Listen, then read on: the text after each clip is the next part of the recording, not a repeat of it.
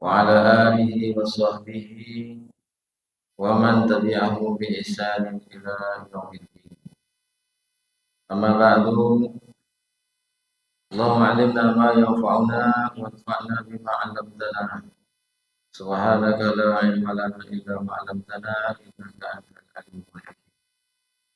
اللهم إنا نسألك علما نافعا ورزقا طيبا وعملا متقبلا. اللهم إنا نسألك علما نافعا ونعوذ بك من علم لا ينفع. Amin. Wabadani bikum hadirin dan hadirin sekalian, jamaah salat subuh tamu-tamu Allah yang disayang Allah Subhanahu wa taala. Pada kesempatan kuliah subuh kita pagi hari ini, insyaallah kita menyelesaikan bahasan yang berkaitan dengan syarat jual beli yang berkaitan dengan rukun jual beli yang kedua, yaitu objek jual beli. Sebagaimana yang sudah disampaikan sebelumnya, bahwa untuk syarat yang berkaitan dengan rukun objek jual beli ini ada 6, 4 yang sudah kita sampaikan. Yang pertama, thaharatul ain, bahwa bendanya harus suci, bukan benda yang haram dan juga bukan benda yang najis. Yang kedua, ayyakuna muntafi'an bihi, bendanya harus bermanfaat. Yang ketiga, ayyakunal mutasarrif fihi mamlukan litta'aqqud au ma'dunan bihi min jihatil mal. Benda yang diakadkan adalah merupakan milik orang yang berakad atau orang yang sudah diberikan izin dari si pemilik barang. Yang keempat, ayyakunal ma'qud alaihi maqduran ala taslimihi syar'an wa hissan, bahwa sesuatu yang diakadkan itu bisa diserah terimakan, bisa ditakar waktu serah terimanya, baik secara syarak maupun menurut rasa. Pagi ini insyaallah kita sampaikan poin yang kelima dan yang keenam. Untuk poin yang kelima, syarat yang kelima adalah ayyakunal kul minal mubi' wasaman ma'luman, bahwa jelas barang dan harganya ditentukan, sudah ditentukan berapa dan bagaimana bentuk barangnya, serta berapa harganya. Jadi untuk syarat yang kelima ini, yang pertama ada kejelasan harga dan juga ada kejelasan barang.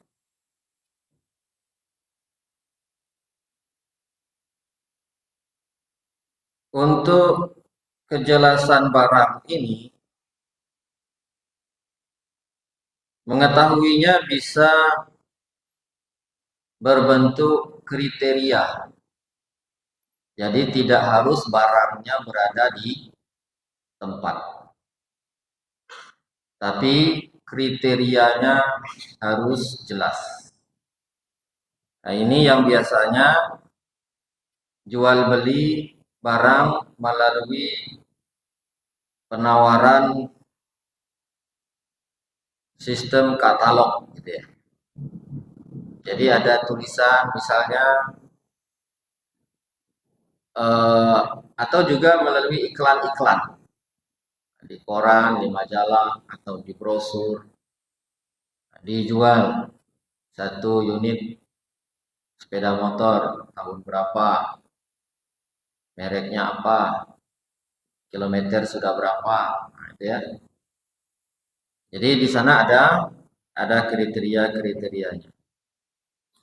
Ini namanya adalah mausuf fi zimmah, jual beli mausuf fi zimmah. Jadi barangnya itu hanya dijelaskan sifat-sifatnya saja. Konsekuensi dari jual beli yang seperti ini adalah kalau seandainya nanti setelah barangnya itu didatangkan, ternyata di luar ekspektasi, tidak seperti yang digambarkan dalam narasi yang tadinya sudah ditampilkan, maka si pembeli dia punya hak untuk melakukan khiyar, ya, masih punya hak untuk melakukan khiyar. Khiyar itu artinya adalah memilih antara apakah transaksinya dilanjutkan atau dibatalkan. Kalaupun mungkin misalnya dilanjutkan, lalu karena melihat ini ada ketidakcocokan sebagaimana yang sudah ditampilkan sebelumnya, maka dia juga punya hak untuk melakukan penawaran harga yang baru. Kemudian kejelasan barang ini pun juga bisa berbentuk jizaf.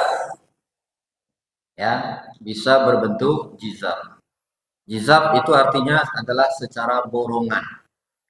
Yang kemarin ditanya Pak Rahmat, apa enggak ada spekulasi di sana? Ya ada. Cuman kan sudah bisa dilihat langsung oleh mata. Ya, bahwa bentuknya begini, ditakar harganya apa nama itu jumlahnya kira-kira segini, ya sudah. Jadi bagi orang yang sudah pengalaman dia tahu. Kalau orang yang sudah pengalaman tahu dia. Kalau misalnya ini buah-buahan sekarung, dia udah tahu jumlah kilonya kira-kira berapa.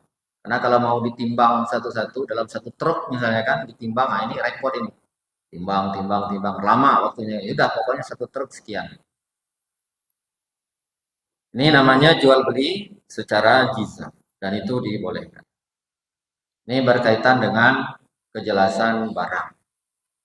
Kejelasan barang ini juga ada kaitan dengan materi kita yang sebelumnya, yaitu dilarangnya jual beli dengan bentuk gharar, ya, gharar yang tidak jelas berapa takarannya.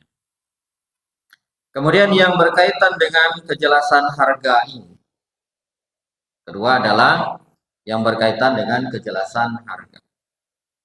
Maka tidak dibenarkan sebenarnya itu. Ada yang namanya jual beli dan harga seikhlasnya. Harga seikhlas. Dalam berapa mau tidak bayar aja lah. Nah ini soalnya masalahnya bisnis ini. Ini bisnis bukan beramal. Ya. Kalau mau beramal bilang beramal. Kalau bisnis harus bisnis. Kalau beramal misalnya kan ada nih, ada orang buka warung. Buka warung, makan sepuasnya, harga seikhlasnya. Ada kan berarti ya? Makan silakan, harga seikhlasnya. Nah, yang seperti ini kalau memang mau beramal, boleh. Ya, mau beramal boleh.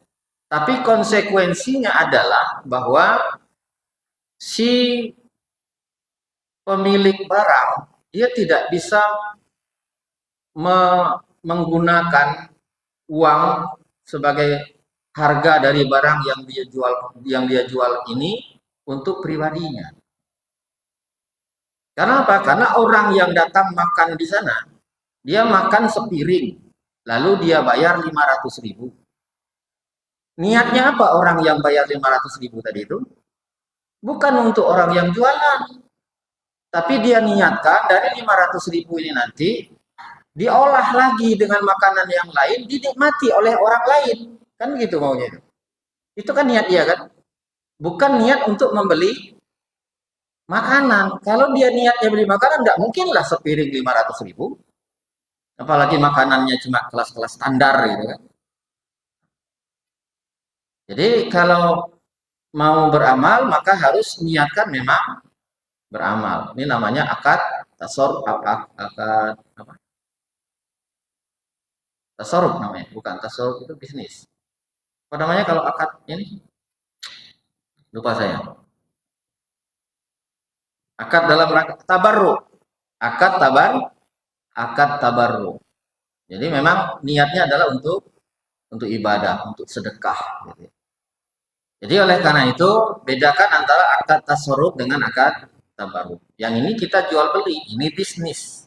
Kalau sudah bisnis harus jelas ya harganya berapa. Supaya nanti ada betul-betul ada saling keikhlasan. Itu yang berkaitan dengan apa namanya? Berkaitan dengan rukun yang ketiga. Ya, rukun yang ketiga ada saling redo di antara penjual dan pembeli. Ini dia bilang bayar seikhlasnya, sementara orang yang punya apa namanya itu orang-orang yang ya si pembeli ini tadi dia tidak tahu harga pasaran. Dia tidak tahu harga pasaran. Jadi bingung dia kan. Sementara mau dipastikan harga, si penjual ngomong, ya udah terserahlah seikhlasnya, mau kasih berapa. Nggak mau dia ngomong harganya berapa. Dia kan bingung dia kan. Akhirnya dikasih. Ketika sudah dikasih, nah, muko yang penjual tadi agak cemberut misalnya. Dikitnya. Dan nggak mau ngomong seikhlasnya tadi kalau ngomong dikitnya, gitu kan. Atau misalnya setelah dikasih, setelah pulang, ditanya dengan yang lain, si pembeli tadi, berapa kira-kira harga? Ya murah ini nih. Ya saya lah ngasih banyak tadi. Nah, kan itu. Kan repot jadinya kayak gini. Jadi unsur tijaratan antara minkumnya itu jadi tidak masuk di dalamnya. Bahwa dalam bisnis itu ada istilahnya taradin minkum, saling redo di antara kalian. Jadi yang jelas-jelas saja lah berapa harganya. Selanjutnya juga berkaitan dengan kejelasan harga ini, dilarang menjual satu barang dengan dua harga. Menjual barang dengan satu harga. Maksudnya bagaimana? Nah, maksudnya ini ada tiga. Maksudnya ada tiga. Sebagaimana yang dijelaskan oleh para ulama. Yang pertama, penjual mengatakan, kalau kamu bayar cash, harganya sekian. Pasti harganya lebih rendah. Kalau kamu bayar kredit, harganya sekian dan biasanya lebih tinggi. Jadi cash sekian, kredit sekian. Oleh si pembeli, barang ini tadi diambil oleh dia, lalu dibawa pulang. Ya udahlah, saya bawa ya. Udahlah, saya bawa. Tanpa dia memberikan pilihan. Nggak yang mana di antara dua ini? Yang cash atau yang kredit? Barangnya lah dibawa. Tengok-tengok dulu lah kelak. Kalau kira saya sanggup bayar cash, saya bayar cash. Kalau kredit, kredit. Nah ini belum sah jual belinya nih. Ya, karena apa? Karena tidak ada kepastian mau yang kredit apa mau yang cash. Ini tidak ada kepastian ini. Kalau jual belinya belum sah, maka dalam posisi seperti ini, penjual masih berhak untuk menawarkan barang tadi kepada orang lain. Jadi jangan salahkan nanti kalau ternyata penjual sudah menawarkan ke orang lain dan orang lain tertarik untuk mengambil segera dengan harga yang pasti, cash atau kredit. Nah, tapi kalau sudah dipastikan dari awal, kalau bayar cash harganya sekian, kalau kredit harganya sekian, oke, kalau begitu saya kredit. Ya sudah, nggak apa-apa. Ini sudah jelas namanya nih. Jadi dua penawaran boleh itu, ya kan? Kalau dua penawaran tapi harganya jelas tidak masalah.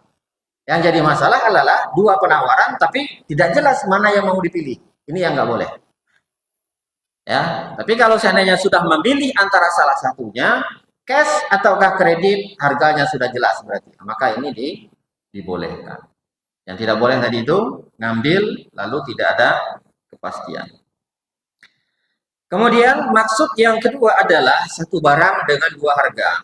Ketika pembeli misalnya mensyaratkan, dia memberikan syarat bahwa penjual harus membeli barang milik dia.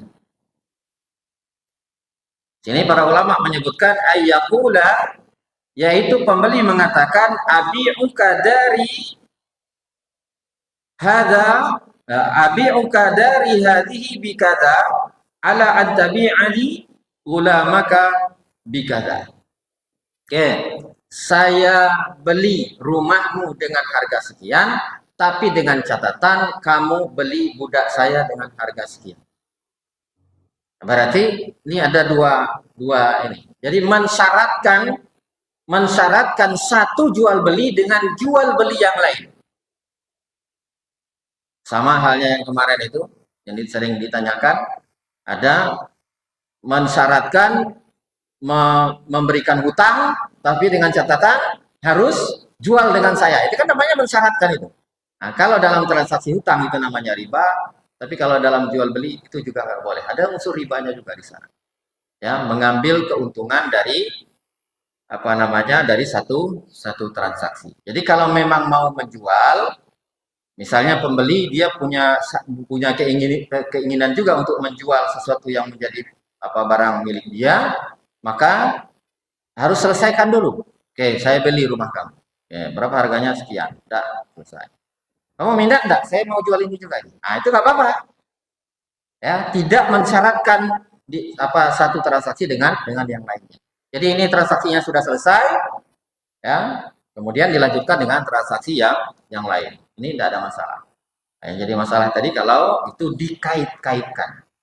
Syaratnya saya mau beli ini, tapi syaratnya kamu beli juga ya. Nah, itu yang nggak boleh. Ya.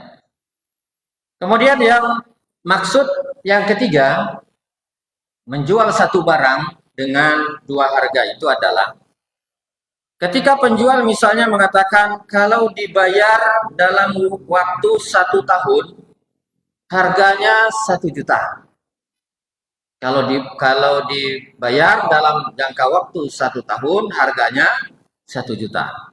Tapi kalau seandainya bisa lebih cepat daripada itu maka ada diskon.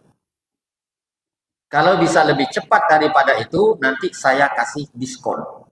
Udah dibawa barang. Berarti yang mana? Dia mau 1 tahun atau mau kurang dari 1 tahun? Ada dua harga di sana. Ya, ada dua harga. Yang ini tidak boleh. Ya, kenapa? Tidak ada kejelasan harga di dalam. Kecuali kalau seandainya itu ditawarkan atau disyaratkan di belakang. Misal, saya jual barang ini kredit harganya 1 tahun seharga 1 juta. Oke, dijual. Sudah dibeli.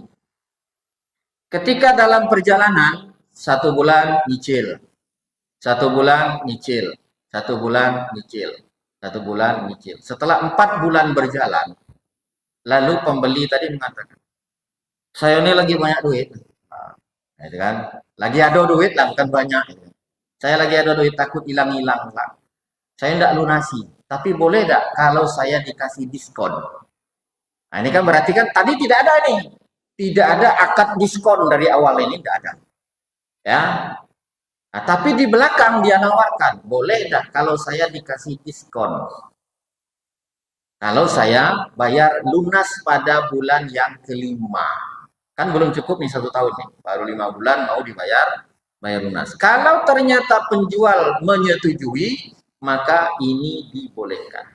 Mengapa? Karena ini di belakang posisinya. Ya, di belakang dan malah memberikan kemudahan bagi orang yang berhutang. Nah, yang tidak boleh itu kalau ditawarkan di depan dengan dua harga sekaligus.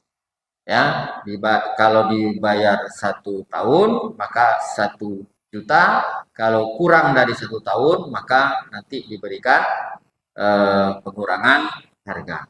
Nah, ini Bapak dan Ibu jemaah yang dirahmati Allah SWT, yang berkaitan dengan syarat yang kelima. Jadi harus ada kejelasan barang dan juga kejelasan harganya. Yang terakhir, syarat untuk rukun objek jual beli ini adalah ayyakunal mubi' maqbudan. Ya, ayyakunal mubi' maqbudan. Bahwa barang yang diakadkan itu sudah berada di tangan, atau barang yang diakadkan itu sudah dikuasai.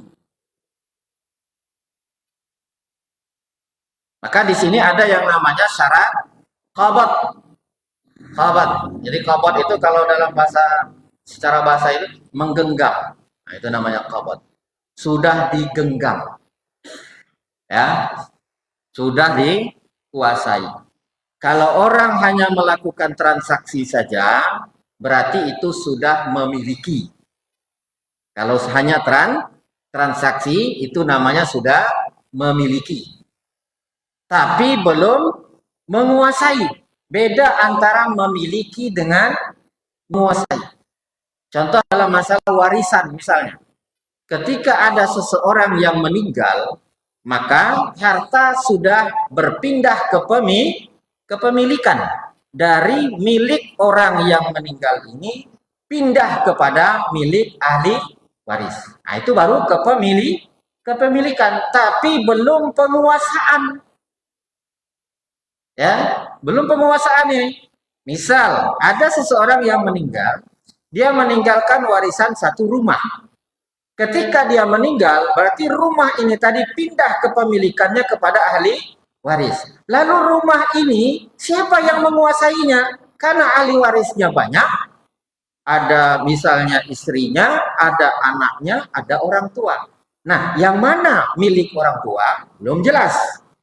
Yang mana milik istrinya? Belum jelas. Yang mana milik anaknya juga belum jelas. Mengapa? Karena masing-masing mereka ini belum mengqabad namanya. Belum menguasai.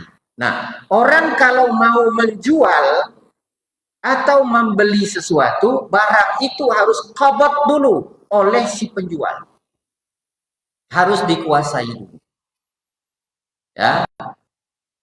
Nah, bagaimana bentuk penguasaannya? Bentuk penguasaannya adalah seandainya barang itu adalah sesuatu yang bisa dipindahkan, maka bentuk penguasaannya adalah dipindahkan. Kalau dia berbentuk barang yang bisa dipindahkan, maka pindahkan. Pindahkan apa? Tempatnya pindahkan. Sehingga penjual tidak lagi punya hak untuk ngolah barang yang sudah dijual ini tadi. Dalilnya apa? Hadis yang diriwayatkan oleh Imam Muslim, qala Ibnu Umar radhiyallahu anhu. Sahabat Ibnu Umar meriwayatkan, wa kunna nashtari ta'am min rukban jizafat. Suatu ketika kami pernah membeli makanan dari rombongan ini, pedagang rombongan yang bawa barang itu secara jizaf, secara borongan tadi. Ya, secara borongan. Fanahana Rasulullah sallallahu alaihi wasallam an nabi'ahu.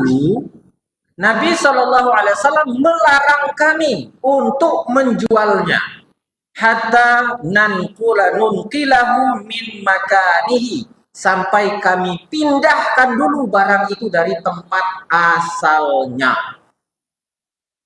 Jadi ketika misalnya ada jeruk 1 truk, lalu dibeli kepada pedagang si penjual yang bawa truk ini tadi, atau mungkin ada juga pemiliknya di dalam itu. Oke, transaksi. Setelah transaksi, maka pembeli ini tadi tidak boleh dulu dia menawarkan jeruk yang ada dalam truk ini kepada orang lain sebelum dia bongkar dulu itu. Dia bongkar dulu. Dari truk itu dia bongkar dulu, dia pindahkan kemana. Sehingga itu jelas sudah jadi milik dia. Jadi yang bermain memang barangnya yang bermain, bukan permainan harga. Ya. Dalam hadis yang lain disebutkan, ada riwayat Imam Abu Dawud, Imam An-Nasai, Imam At-Tirmidzi dan Imam Ahmad. Nabi sallallahu alaihi wasallam bersabda, "Wala ribhu ma lam tudman." Tidak boleh mengambil keuntungan terhadap sesuatu yang tidak mengandung resiko. Tidak mengandung resiko. Jadi kalau dia hanya sekedar, nih kamu saya beli ya punya kamu, sudah kan selesai, lalu dia jual lagi kepada orang lain tanpa dia mengambil resiko dari barang yang dia beli ini tadi, tidak boleh mengambil keuntungan kata Nabi. Kalau tidak boleh mengambil keuntungan, maksudnya apa? Ya tidak boleh dijual berarti, karena yang namanya keuntungan ada dalam penjualan. Kecuali, nih saya beli ya buah-buahan ini 1 truk. Nah, setelah dibeli, ini tolong sedekahkan kepada orang satu kampung. Satu kampung ini sedekahkan semua, bungkus dalam satu kantong kresek, bagi satu rumah dapat. Atau masuk ke dalam karung, bagikan setiap rumah. Yang ini seperti ini boleh nggak? Boleh, karena ini bukan jual beli. Ya, ini bukan jual beli, tapi hanya sekedar beramal, bukan bisnis. Ya, hanya beramal saja, tabarruk namanya. Nah, ini boleh, nggak apa-apa. Tidak apa-apa. Yang jadi masalah adalah kalau dia mau ngambil keuntungan dari sana untuk dijual kembali. Resikonya dia harus keluarkan. Dalam hadis yang lain, Nabi Shallallahu Alaihi Wasallam bersabda, "Man ishtara ta'aman fala yabi'hu hatta yastawfiyahu." Barang siapa yang membeli makanan atau membeli suatu barang, maka jangan dulu dia menjualnya sebelum dia melakukan istifa. Apa yang dimaksud dengan istifa? Istifa itu tadi itu, memindahkan satu barang dari tempat asalnya. Contoh begini, ada satu toko bangunan. Ada pemilik toko bangunan di sini? Ada. Satu toko bangunan. Ya. Toko bangunan ini dia menjual semen. Ya, kita misal ambil contoh barang itu. Nanti silakan semen pindahkan ke contoh-contoh yang lain. Apakah beras misalnya kan? Boleh saja. Ini contoh saja ini. Semen. Lalu datanglah pembeli. Pembeli mengatakan, "Pak, saya beli semen 50 sak." Yang di toko itu kan? Dia belanja di toko itu. Saya beli semen 50 sak. Berapa, Pak? 1 sak. Kata yang punya toko, 50.000. Nah, berarti 50.000 dikali 50 sak berapa itu? 2.500.000 ya? Hah? Ya, 2.500.000 kan? 2.500.000. Oke? Bayar. Setelah pembayaran, berarti semen tadi sudah jadi milik pembeli kan? Ya, karena ini sudah akad ini. Kalau sudah akad, barangnya sudah ada, sudah jadi merupakan pemilik daripada toko, kemudian juga pemilik uangnya itu lalu diakadkan, serah terima, selesai. Ini berarti yang 50 sak tadi sudah menjadi milik pembeli. Nah, resikonya apa kalau sudah seperti itu? Pertama, pembeli tidak boleh dia menjual. Pembeli tidak boleh dia menjual semen yang 50. Mana tahu nanti kan dia mau jual lagi kan? Tidak boleh dia menjual semen yang 50 sak tadi itu sebelum istifa. Pindahkan dulu yang 50 sak. Terserah mau dipindahkan kemana. Termasuk masih di dalam toko itulah, tapi pindahkan tempatnya ke pojok sini misalnya. Karena pojok ini kosong, dia pindahkan. Ini semen dia ini, semen pembeli ini. Nah, kalau dia sudah pindahkan ke terserah mau ngapain. Mau dia jual, mau dia pakai sendiri, mau dia hadiahkan kepada orang lain, terserah.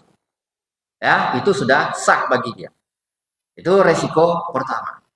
Kalau seandainya belum dipindahkan, dia tidak boleh menjual. Dia tidak boleh menjualnya. Karena Nabi tadi melarang. Resiko yang kedua adalah penjual, si pemilik toko, juga tidak boleh menjual semen yang ada di dalam tokonya itu sebelum yang 50 sak ini tadi dia pindahkan dulu ke tempat yang lain.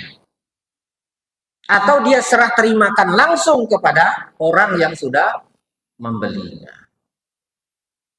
Nah, itu resikonya. Dia tidak boleh.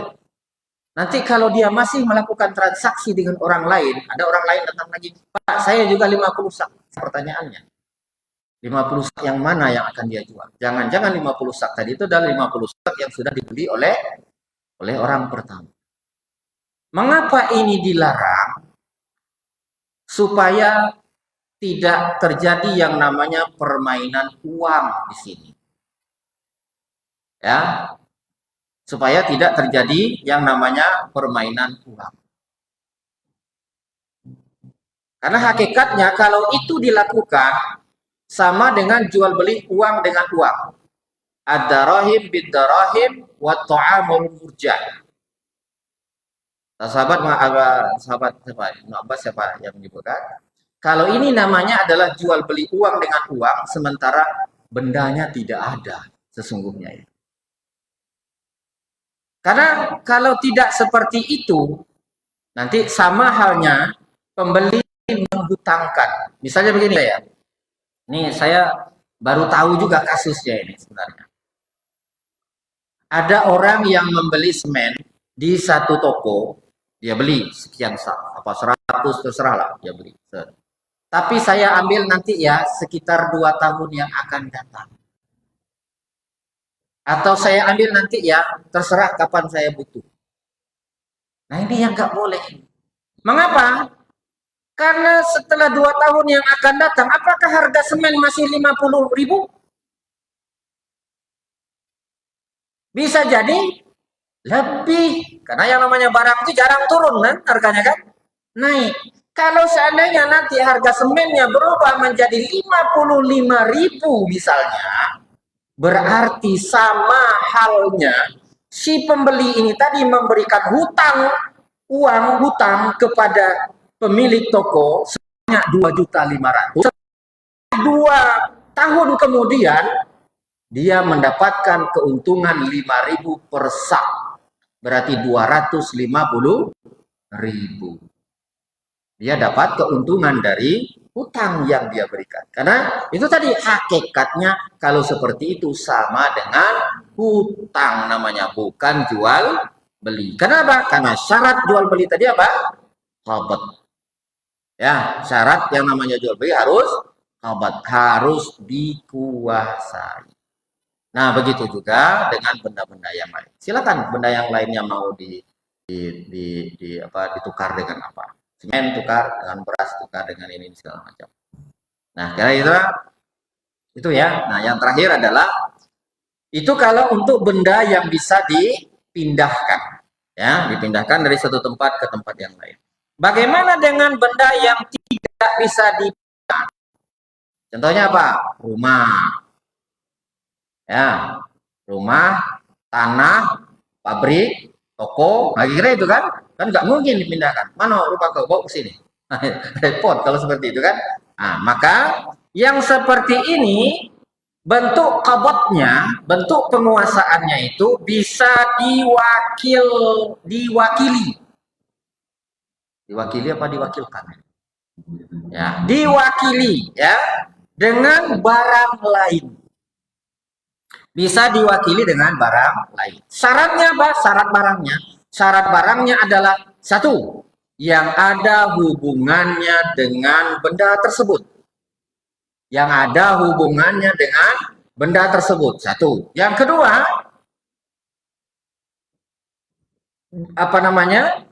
barang wakilnya ini tadi diakui secara uruf, diakui oleh kebiasaan masyarakat setempat bahwa wakilnya itu sama harganya dengan bendanya. Wakilnya ini tadi sama harganya dengan bendanya. Nah, apa wakilnya biasanya itu? Sertifikat, misalnya. Ya kan? Ya mungkin tanahnya yang dibawa, sertifikat. Nah, nih sertifikat saya. Kasih. Setelah sertifikat, baru kasih duit. Nah, itu namanya penguasaan. Setelah itu, kalau dia mau jual lagi tanah ini, karena sertifikat sudah dia kuasai, boleh, silakan. Dalam waktu yang sama datang lagi temannya yang sudah janjian dengan dia. Nah, baru dia buat akad dengan temannya. Nih, rumah apa tanah sudah saya beli. Nah, sekarang saya jual dengan kamu dengan harga eh, lebih tinggi daripada harga pertamanya, bisa kredit, bisa cash. Sertifikat ini benda lain. Dan ada hubungannya dengan rumah, ada hubungannya dengan tanah, dan diakui secara uruf. Yang jadi masalah adalah diwakili dengan satu benda, tapi benda ini tidak ada hubungannya. Apa? Diwakilkan dengan batu aja. Nah, diambil batu kerikil satu. Nah, ini kita anggap rumah ya. Ini kita anggap tanah yang tidak saya beli, yang tidak kamu beli. Oke, sekarang ini saya beli ini tanahnya nih dengan harga sekian. Setuju, setuju. Nah, udah. Sekarang saya jual dengan kamu. Gitu kan? Saya jual dengan kamu. Harga lebih tinggi, kamu bayar kredit dengan saya dengan harga sekian. Setuju, setuju. Ya, tidak bisa. Ya, masa kerikil sebagai pengganti dari sebuah rumah, pengganti dari sebidang tanah. Nah, inilah Bapak dan Ibu jemaah yang dirahmati Allah Subhanahu wa taala, hal-hal yang berkaitan dengan syarat-syarat objek jual beli. Sebenarnya masih ada satu rukun lagi, yaitu rukun apa namanya?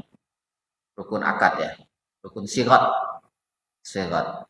Jadi ada subjek, ada objek, ada sigotnya. Ada transaksinya itu. Ya, ada rukun transaksi.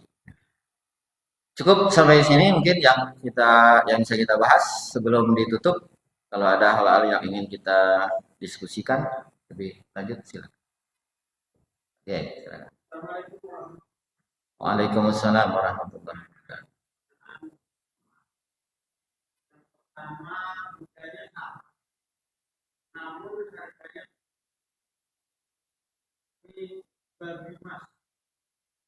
Kalau menjual dengan pilotnya ataupun ambilnya lebih murah daripada harganya. Tapi ketika konsumen beli pilotnya sama dari harganya tidak. Yang kedua, valuta asing. Valuta asing dolar, kalau kita beli dolar, itu harganya lebih mahal daripada kita menjual dolar yang sama dan waktu yang sama. Ya. Berarti itu masuk dalam pembahasan jual beli benda ribawi namanya. Nah, jual beli benda ribawi itu boleh apa enggak? Boleh, dengan syarat jangan riba saja. Bendanya benda ribawi namanya. Ya, termasuk jual beli emas dan jual beli uang. Ya. Syaratnya apa? Syaratnya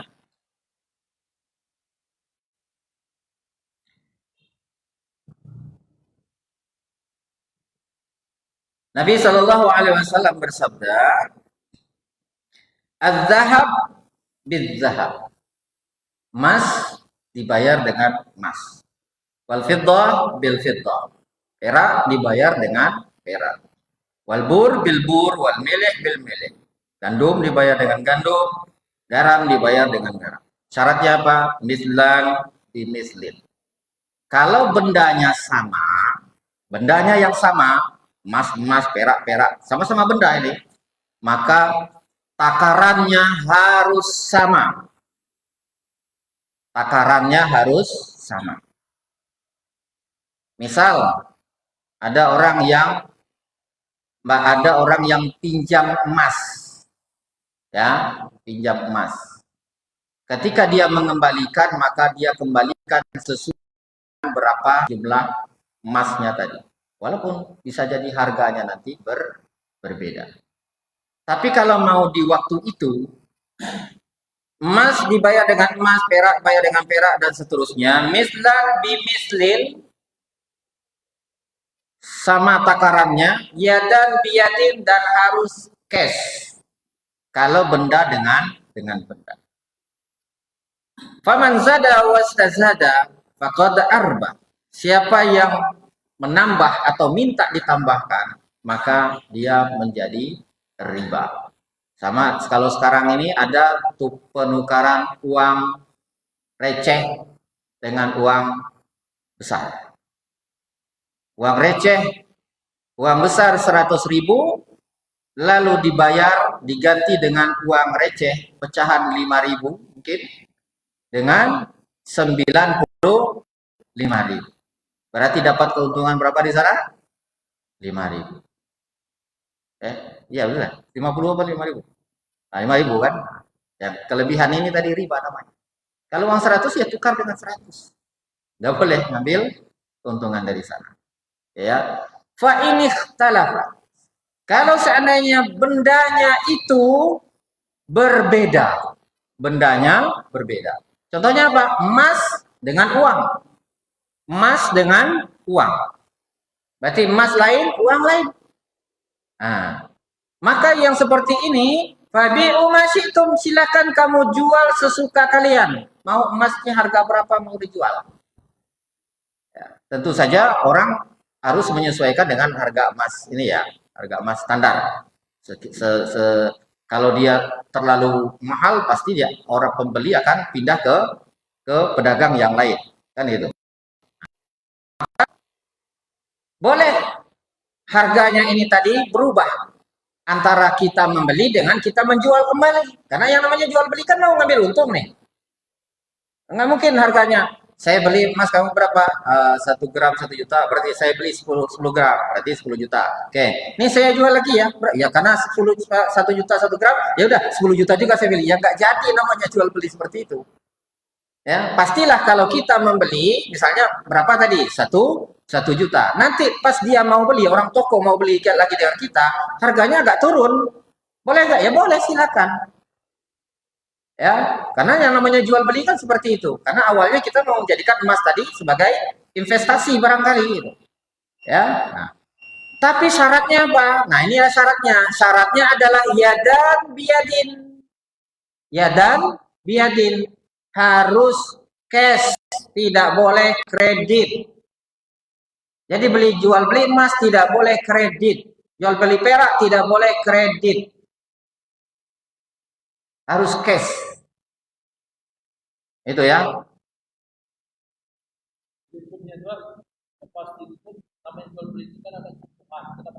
Ya, jual beli. Cuma masalahnya tidak boleh kredit saja. Harus cash. Kalau kredit sekarang kan menjadi fenomena, jadi masalah sekarang ini kan kredit kita udah menjadi biasa sekarang ini. Nah sekarang ini di bulan puasa ini kita ada yang menjual itu melalui jualan, kita jual berkas apa kepalanya itu di awalnya dia datang ya keluarga yang datang itu dapat hadiah daftar baju jual itu tetap harganya itu kan lebih ditinggikan, mereka ditinggikan harganya dengan kredit dengan bayar. Ya. Transaksi suka sama suka. Jadi saya mau tanya mau di apakah memang transaksi itu kalau tahu mereka di apa di harga sekian toko sekian mereka dimaksudkan kredit ya kredit jadi apakah seperti termasuk juga itu haram. Ya, baik. Sesuatu yang haram tidak boleh walaupun suka sama suka. Orang berzina itu juga suka sama suka. Lah iya, tapi kan haram. Kalau haram berubah hukumnya jadi halal atas dasar suka sama suka, berarti HAM itu benar. Hukum HAM kan seperti itu. Hukum HAM mengatakan tidak boleh menghukum orang yang berzina. Mengapa? Karena dia dilakukan suka sama suka. Yang nggak boleh apa? Pemerkosaan. Karena itu ada pemaksaan. Nah itu. Jadi tidak bisa dijadikan landasan suka sama suka pada transaksi yang haram itu dia menjadi halal. Nah karena ini sistemnya ada riba, mana ada riba dipaksa? Dari zaman wow sampai zaman now, sampai akhir zaman sekalipun, pasti yang namanya riba itu suka sama suka. Kalau suka sama suka, lalu akhirnya dia menjadi halal, ya nggak akan ada yang namanya riba jadi nanti. Itu ya. Kalau standarnya berapa? Keuntungan kita berdasarkan Standar kalau jual beli. Jual beli sah maksudnya kan? oh, nyambut nih, nyambut motor, dapat 500 juta, perkaranya memang yang standar Ya, itu ada bahasanya juga tentang berapa batasan mengambil keuntungan. Kalau kita sebagai produsen boleh mengambil keuntungan sampai 100%, silakan. Misalnya modal kayu 1 juta, lalu setelah dirubah menjadi lemari menjadi 2 juta. Kan itu kan keuntungan namanya itu, dari 1 juta menjadi 2 juta. Nah, tapi kalau jual beli yang sifatnya barang-barang yang sudah jadi kita nyambut lalu jual, maka sesuaikan dengan harga pasaran. Karena khawatirnya nanti kan ada lagi pembahasan, masih panjang sebenarnya bahasa, ada bab khiyar. Khawatirnya nanti ada yang namanya khiyar ghaban. Khiyar ghaban. Orang pembeli merasa tertipu. Nah itu ya. Pembeli merasa tertipu. Ngapa? Terlalu jauh ini penjual ngambil keuntungan. Dia merasa tertipu. Maka dalam hal seperti itu, si pembeli ini dia punya hak khiyar lagi. Ini apa ceritanya nih harga sampai sekian nih? Nah, kan gitu. Ya, nah, maka kembalikan ke harga standarnya. Supaya nanti ada antarodin minkumnya itu lebih puas, ya, saling redonya itu, sehingga menjadilah dia transaksi yang memang mabrur sebagaimana yang disampaikan oleh Nabi Shallallahu Alaihi Wasallam. Ya.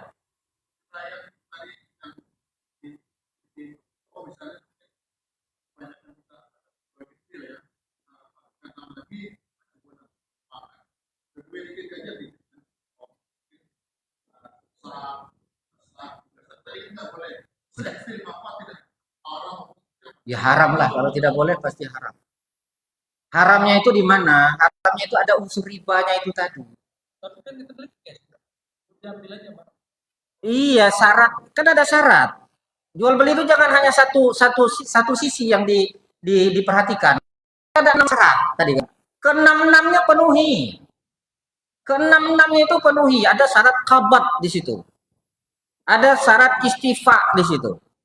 Kalau memang mau beli ya silakan beli, belum kita ngambil nih. Tapi dengan catatan apa? Pemilik toko sisihkan di sini. Resiko nanti semennya beku terserahlah situ. Apa tidak diambil? Ya kira gitu kan? Nah, maka lebih enaknya bagaimana? Jangan nitip duit, ambilkan barangnya itu. Atau kalau tidak tabungkan duitnya kalau memang belum sanggup, belum siap untuk bangun misalnya kan, tabungkan saja duitnya. Ya. Ya, itu saya mau garis bawahi sama dengan kebiasaan tidak menjadi landasan hukum. Justru hukum harus merubah kebiasaan. Kan sudah berulang-ulang disampaikan. Memang Nabi mengatakan, kamu lebih tahu tentang urusan dunia kamu. Urusan dunia kita itu. Kamu lebih tahu mana yang lebih enak. Tapi kamu belum tentu lebih tahu tentang hukum dari urusan dunia kamu. Beda. Urusan hukum dengan urusan kreativitas kita itu sesuatu yang berbeda. Maka segala sesuatu, ya, mohon maaf ini bahasanya agak ekstrim. Nabi Shallallahu Alaihi Wasallam menyebutkan, Inna tujar yub'atsuna yaumal qiyamah fujjaron. Sesungguhnya para pedagang nanti pada hari kiamat, kebanyakan mereka dibangkitkan seperti para penjahat. Sampai seperti itu. Ya, karena apa ya? Kadang-kadang ada unsur menipunya, ada unsur ini, banyak hal gitu kan. Ya, logikanya adalah kalau pedagang aja seperti itu, apalagi yang lebih dari pedagang? Apa contohnya lebih dari pedagang? Mohon maaf saya sampaikan, politisi misalnya birokrat itu lebih parah lagi kan. Cuman saya lihat mendatangkan semurni-murni pekerjaannya terlepas dari apa biasanya jelek itu dagang, karena Nabi juga dagang. Ya itu anunya. Iya, kalau banyak dagang, mana terkait masalah tadi? Kita beli dikit dulu, belum ngerti kan? Tapi banyak itu proses semen kan? Ya saya juga tahunya baru juga sih sebenarnya, barunya itu pada tahun setelah saya menikah lah. Setelah saya menikah lalu ada yang menawarkan, kamu kan belum sanggup beli rumah. Nah, caranya begini begini begini. Jadi kamu beli dulu semen, batu di toko itu. Nah, nanti pas mau bangun baru ngambil. Oh, padek juga dah pikir. Saya pikir berarti kan, padek juga. Untungnya saya nggak melakukan, ya. Untungnya saya nggak melakukan. Terus waktu berjalan, ya karena kan waktu berjalan kita terus belajar kan. Kita terus belajar. Saya ceramah ini dalam rangka belajar sebenarnya. Kalau nggak ada saya belajar, terus saya mau ngasih ngasih tahu apa sama orang kan gitu kan. Nah terus saya belajar belajar. Oh cek ini tuh rupanya. Nah, hasilnya. Jadi nggak boleh sebenarnya. Kalau sudah ditentukan tidak usahakan misalnya anu majelis ulama, ketentuan dagang itu sudah berdasarkan ketentuan majelis ulama. Itu kira-kira seperti apa? Secara hukum kita menyalahi cuma jual beli sama dengan kayak di bank itu kan sudah melalui syariat gitu kan di bank Di bank itu bank syariah. kita kan gimana itu kan sampai nama Allah namanya kan diikuti ketentuan pemerintah. Itu kira-kira banyak juga yang fanatik itu kan yang mau simpan di batal duit kan. Ya, jangankan fatwa, apa namanya itu? Ulama-ulama dulu saja mereka terjadi perbedaan kan. Ada yang mengatakan, oh apa hukum ini sah, kalau begini bagaimana? Ini nggak sah, yang ini haram, ini batal segala macam kan itu ya. Perbedaan itu hanya hasil dari sebuah ijtihad. Ya, hasil dari sebuah ijtihad. Kalau bagi orang yang berijtihad,